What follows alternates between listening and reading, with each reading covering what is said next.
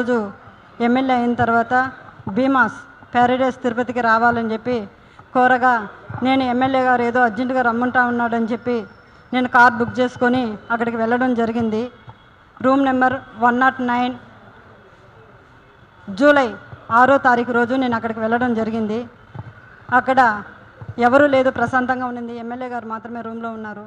నేను వెంటనే రూమ్లోకి వెళ్ళడం నా పైన బలాత్కారానికి పాల్పడిన తర్వాత నేను అతనికి లొంగిపోవడం జరిగిన తర్వాత ఈ విషయం ఎక్కడైనా బయట చెప్పావంటే నేను చంపేస్తాను, నీ కుటుంబాన్ని చంపేస్తాను అని చెప్పి బెదిరించడం జరిగింది. అందువల్ల నేను ఎవరికి చెప్పుకోకుండా నేను సైలెంట్గా ఉండిపోయాను. మళ్ళీ ఇంకొకసారి ఫోన్ చేసి నువ్వు కానీ రాలేదంటే నేను మళ్ళీ నీ కుటుంబాన్ని, నీ భర్తని చంపేస్తానని చెప్పి నన్ను బెదిరించడం జరిగింది. బెదిరించడం ద్వారా నేను మళ్ళీ అక్కడికి భీమాస్ ప్యారడైస్కి వెళ్ళడం జరిగింది. వెళ్ళిన తర్వాత నేను పూర్తిగా ఆయన్ని అవాయిడ్ చేస్తూ వచ్చాను. నేను అవాయిడ్ చేశానని తెలుసుకున్న అతను నాకు పదే సైకోలాగా నిమిషానికి ఒకసారి ఫోన్ చేయడం జరిగింది. అది గుర్తించిన నా భర్త, ఎమ్మెల్యే నీకు ఎందుకైతే ఇన్నిసార్లు కాల్ చేస్తున్నాడని చెప్పి నా మొబైల్ ఇంచేసి నన్ను కొట్టడం, నన్ను బెదిరించడం చాలా చేశాడు. చేసిన తర్వాత నేను ఆ బాధను భరించలేకుండా నాకు జరిగిన బాధని నేను ఆయనతో వివరించడం జరిగింది. వివరించినప్పుడు నా భర్త ఇలానే నీకే జరిగిందా, చాలామందికి జరిగిందా అన్నప్పుడు చాలా మహిళలు, గవర్నమెంట్ ఎంప్లాయీస్ కూడా ఉన్నారు, ఇందులో మహిళలు చాలామంది బలైపోతున్నారు చెప్పినప్పుడు ఆయన సూచించాడు నన్ను, ఈ చాలామంది మహిళల్ని కాపాడుకొని మనం బ్రతకాలి, మనం కాపాడుకోవాలని చెప్పి ఆయన నాకు ఒక పెన్ కెమెరాని అరేంజ్ చేసి ఇవ్వడం జరిగిన తర్వాత ఆగస్టు 10వ తారీఖు భీమాస్ ప్యారడైస్కు 1:30 వెళ్ళడం జరిగింది. అక్కడ జరిగిన కామ క్రీడలను నేను రికార్డ్ చేసుకొని తీసుకొచ్చి నా భర్తకి ఇవ్వడం జరిగింది.